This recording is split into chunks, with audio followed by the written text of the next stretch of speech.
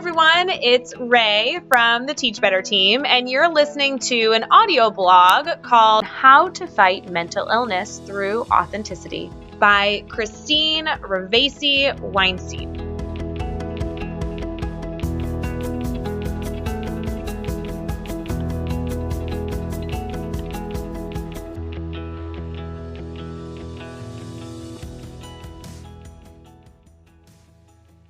If we are only who we are when no one is looking, then every student, every individual has a story to tell.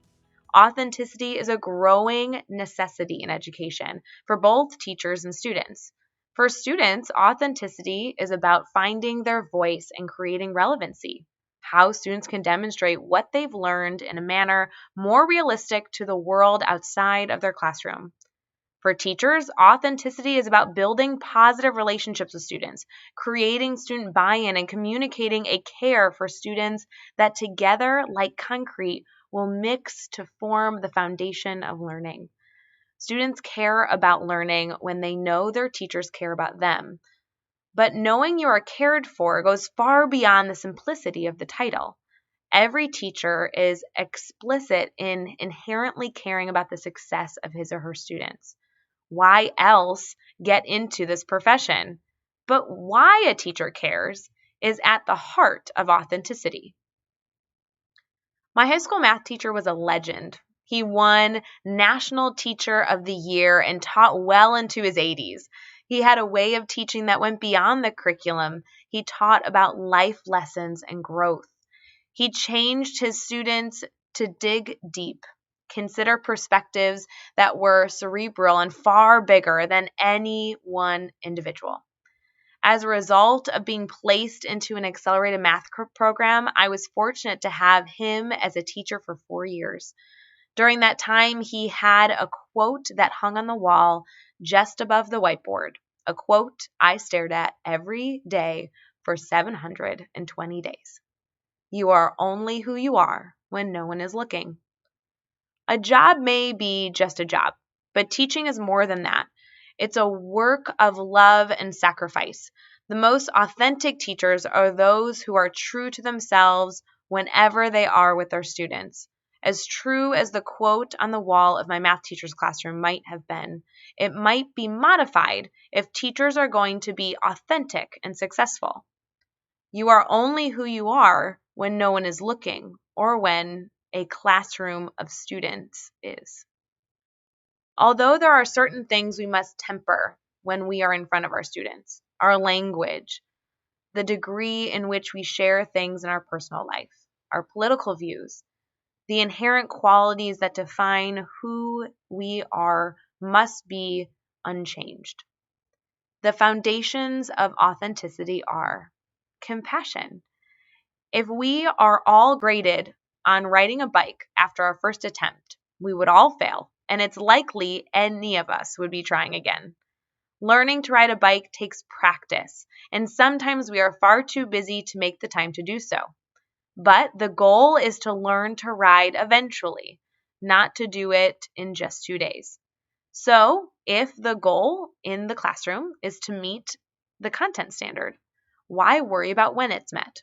Understanding that there is far more to life than the classroom will ever increase your flexibility with students when it comes to the due days and deadlines. Patience. Patience is a virtue. Many students are uncomfortable with unresolved issues and open-ended deadlines, having to wait for help. Additionally, a student's ability to meet our expectations can be infuriating.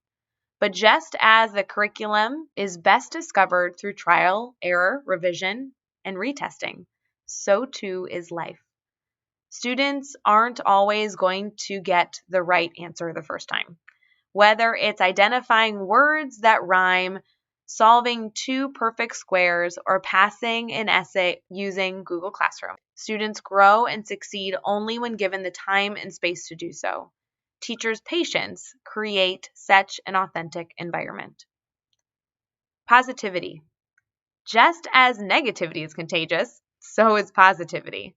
Life is going to throw a lot of curveballs. There are things that make up the majority of your to-do lists. It's so easy to focus on the negative, but it's more powerful to focus on the positive.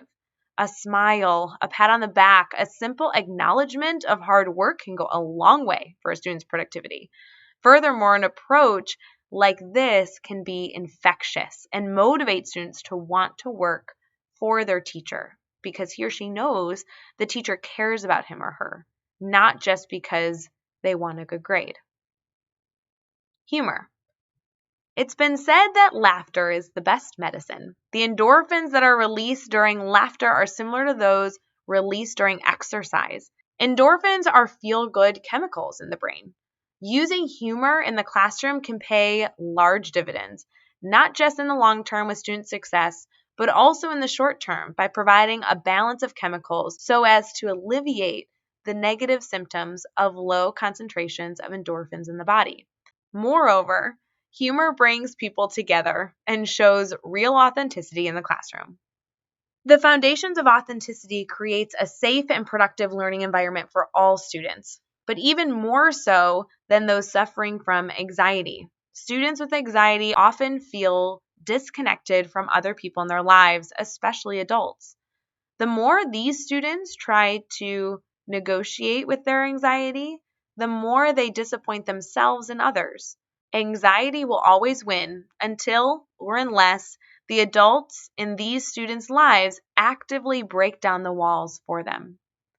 One of the most powerful ways educators can do this is by building positive relationships with their students, i.e., through authenticity.